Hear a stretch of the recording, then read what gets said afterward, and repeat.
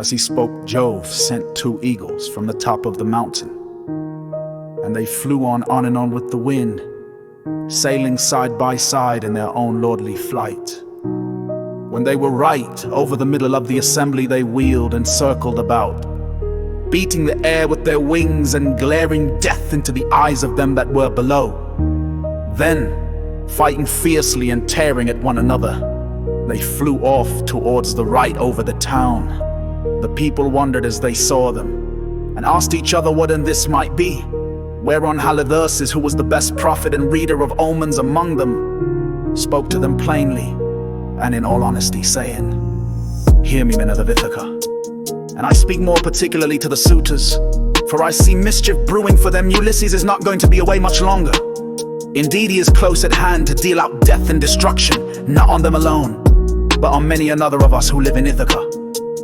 Let us then be wise in time, and put a stop to this wickedness before he comes. Let the suitors do so of their own accord. It will be better for them, for I am not prophesying without due knowledge. Everything has happened to Ulysses as I foretold when the Argives set out for Troy. And he with them, I said that after going through much hardship and losing all his men, he should come home again in the 20th year, and that no one would know him. And now all this is coming true." Eurymachus, son of Polybus, then said, "Go home, old man, and prophesy to your own children. Or it may be worse for them. I can read these omens myself much better than you can. Birds are always flying about in the sunshine somewhere or other, but they seldom mean anything. Ulysses has died in a far country, and it is a pity you are not dead along with him. Instead of prating here about omens and adding fuel to the anger of Telemachus, which is fierce enough as it is, I suppose you think he will give you something for your family. But I tell you, and it shall surely be, when an old man like you, who should know better, talks a young one over till he becomes troublesome, in the first place his young friend will only fare so much the worse. He will take nothing by it, for the suitors will prevent this. And in the next, we will lay a heavier fine, sir, upon yourself than you will at all like paying, for it will bear hardly upon you. As for Telemachus, I warn him in the presence of you all to send his mother back to her father, who will find her a husband and provide her with all the marriage gifts so dear a daughter may expect, till we shall go on harassing him with our suit.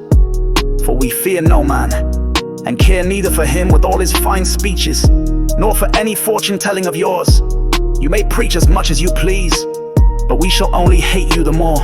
We shall go back and continue to eat up Telemachus' estate without paying him, till such time as his mother leaves off tormenting us by keeping us day after day on the tiptoe of expectation, each vying with the other in his suit for a prize of such rare perfection.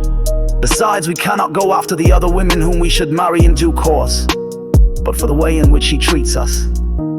Then Telemachus said, "Eurymachus, and you other suitors, I shall say no more, and entreat you no further, for the gods and the people of Ithaca now know my story. Give me then a ship and a crew of 20 men to take me hither and thither, and I will go to Sparta and to Pylos in quest of my father who has so long been missing. Someone may tell me something, and people often hear things in this way. Some heaven-sent message may direct me if I can hear of him as alive and on his way home. I will put up with the waste you suitors will make for yet another 12 months. If on the other hand I hear of his death, I will return at once, celebrate his funeral rites with all due pomp, build a barrow to his memory, and make my mother marry again."